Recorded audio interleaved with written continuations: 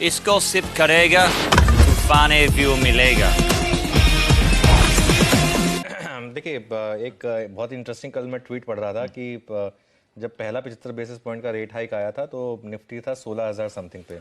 दूसरा जब 75 basis point का रेट आया वो तो डेटा दिखा देता हूँ स्क्रीन पे। लाइए प्रोड्यूसर, है क्या आपके पास पिछली 4 हाइक्स 75 की और निफ्टी की चाल? तो निफ्टी था 17,700 समथिंग पर।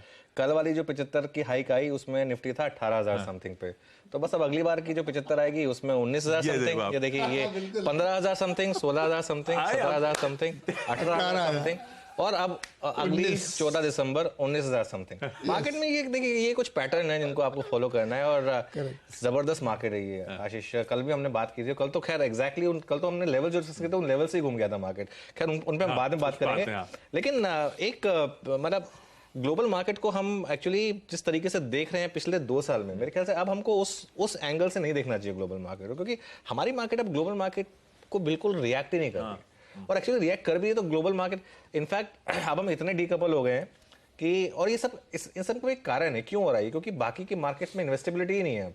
अब जैसे चाइना है, चाइना में मुझे एक मेरी जब नरेंद्र से भी बात हुई थी 2 महीने पहले, तो उन्होंने कहा था कि चाइना में शायद एक बाइंग आएगी जब ये वो कम्युनिस्ट पार्टी का वो जो कॉन्फ्रेंस थी वो खत्म हो जाएगी, उसके बाद शायद वो जीरो कोविड पॉलिसी खत्म करेंगे। उन्होंने साफ मना कर दिया कि नहीं हम तो जीरो कोविड पॉलिसी, वो अड़े हुए हैं जीरो कोविड पॉलिसी पर। तो चाइना में इस समय बिल्कुल इन्वेस्टमेंट का कोई मन नहीं है किसी का। वो एप्पल वगैरह की कितनी फैक्ट्रियां वो बंद कर देते हैं जब उनका मन करता है। तो बिजनेस पॉइंट ऑफ व्यू से काफी नेगेटिव है वो। इंडिया में ऐसा कुछ भी नहीं है। अच्छा, एक और चीज कल बहुत इंटरेस्टिंग हुई, कल मैं देख रहा था इंट्राडे चार्ट, ये अमेजोन का जो इंट्राडे चार्ट है वो ऑलमोस्ट 2020 का जो कोविड लो है उसको ब्रेक करने की तैयारी कर रहा है।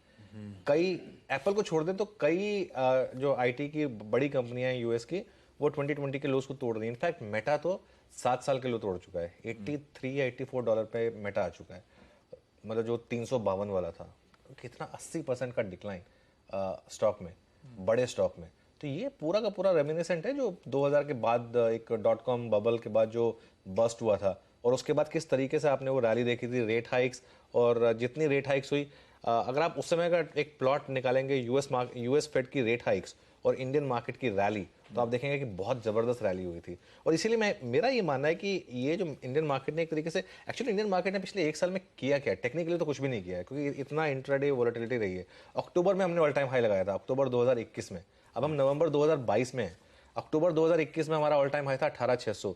नवंबर 2022 में भी हम अभी तक उस लेवल पे पहुंचे नहीं है। तो टेक्निकली अगर आपने मार्केट में टाइमिंग की तो अलग बात है, लेकिन वैसे मार्केट ने ऐसा कुछ खास किया नहीं है। और यहाँ से अगले 3 साल में क्या इंडेक्स डबल हो सकता है? मेरे ख्याल से हो सकता है। तो बड़ी जो पैसा आपको वो मेरे ख्याल से अपसाइड पर मिलेगा इंडियन मार्केट में, क्योंकि ग्लोबल मार्केट में इस